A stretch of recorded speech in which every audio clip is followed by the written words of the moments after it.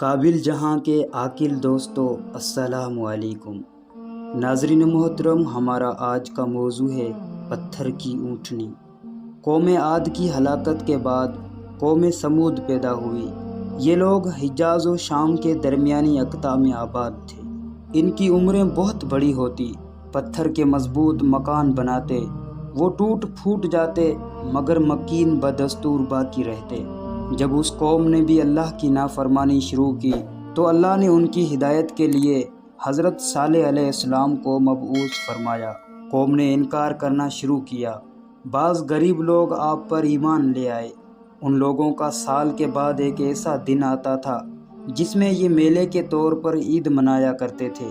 اس میں دور دور سے آ کر لوگ شریک ہوتے۔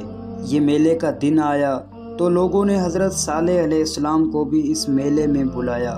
حضرت صالح علیہ السلام ایک بہت بڑے مجموعے میں تبلیغ حق کی خاطر تشریف لے گئے۔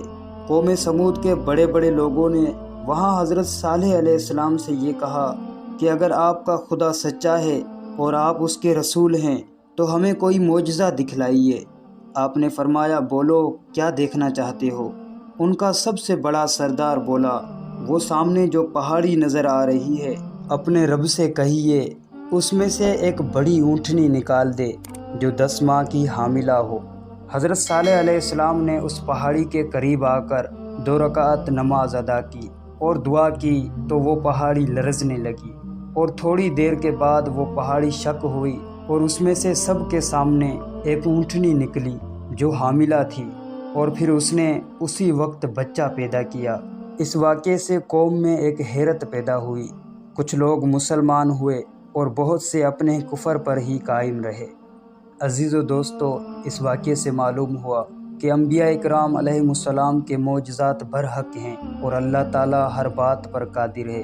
انبیاء علیہم السلام کے معجزات کا انکار کرنا کافروں کا ہی کام ہے۔ دوستو، اگر چینل پر نئے ہیں تو چینل کو سبسکرائب کرتے ہوئے گھنٹی کے بٹن کو لازمی دبائیں تاکہ ہماری آنے والی ہر ویڈیو آپ تک بروقت پہنچ سکے۔ فرقان علی کو دیں اجازت۔ اللہ نگہبان۔